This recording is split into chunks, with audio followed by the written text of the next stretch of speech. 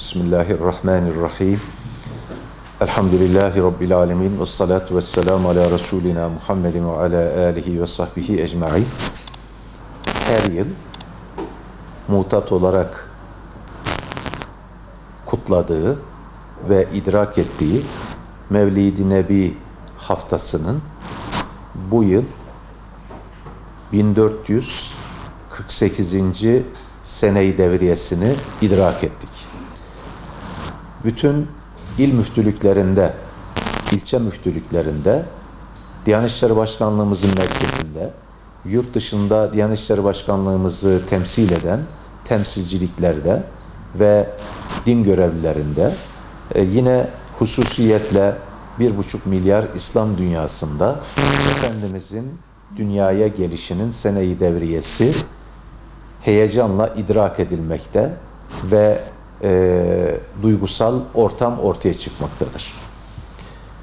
Bu vesileyle de yine az önce ifade ettiğim gibi il ve ilçe müftülüklerimizde çok değerli halkımızı, ümmet-i Muhammed'i aydınlatmak ve onunla birlikte Efendimizin yeniden hatırlanması ki gönlümüzden hiç çıkmamaktadır ve yeni bir şekilde farklı ortamlarda doğumunun sene-i devriyesini idrak etmek için bir dizi programlar icra etmekteyiz.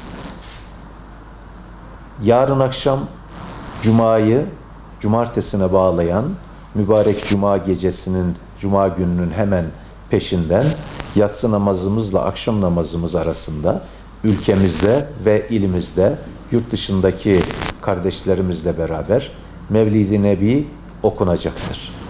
Ve bütün halkımız, kadın, erkek, çocuk, yaşlı, ihtiyar, herkes camimize davetlidir. Cami, Hazreti Resulullah'ın camisidir. Oranın imamı odur.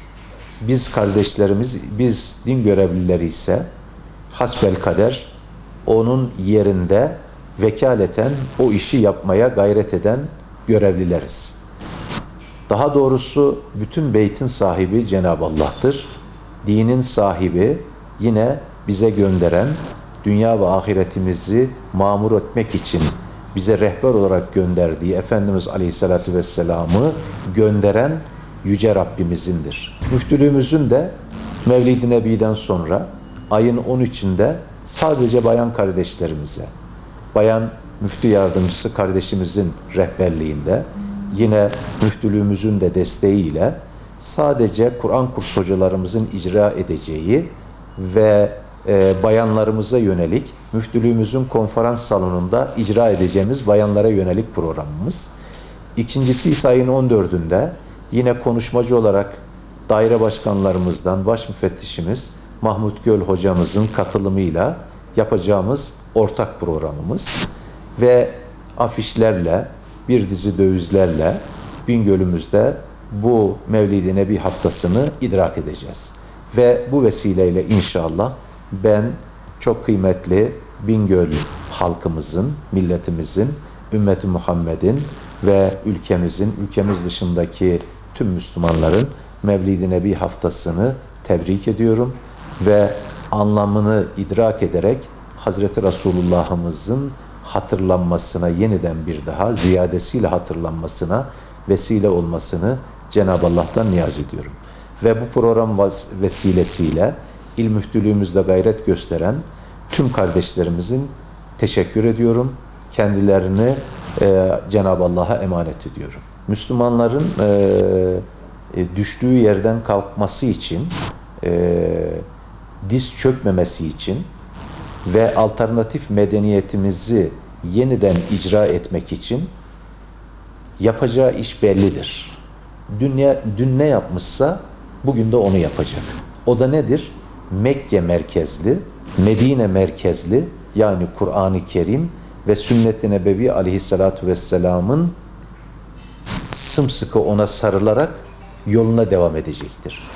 Çağın, zamanın gereği olan hususları da iyi anlayacaktır. Dün farklı şeyler gereklidir, bugün farklı şeyler gereklidir. Dostumuzu, düşmanımızı bilerek, peşinen kimseyi düşman kabul etmeden, ve sadece düşmanlarımıza odaklanmak değil, sadece davamıza odaklanmak. Bunu şunun için söyledim. O zaman düşmanlarımız bizi yönlendirir. Davamıza odaklanırsak dostluğumuzu da iyi tanırız, düşmanımızı da iyi tanırız. O zaman bugünkü hastalıklarımızdan, bugünkü diz çökmemizden, bugünkü yere düşmemizden kurtulmak, yeniden ayağa kalkmak istiyorsak, derdimizin çaresini bulmak istiyorsak, eczaneden uzaklaşmak değil, aksine eczaneye daha fazla yakınlaşmaktır.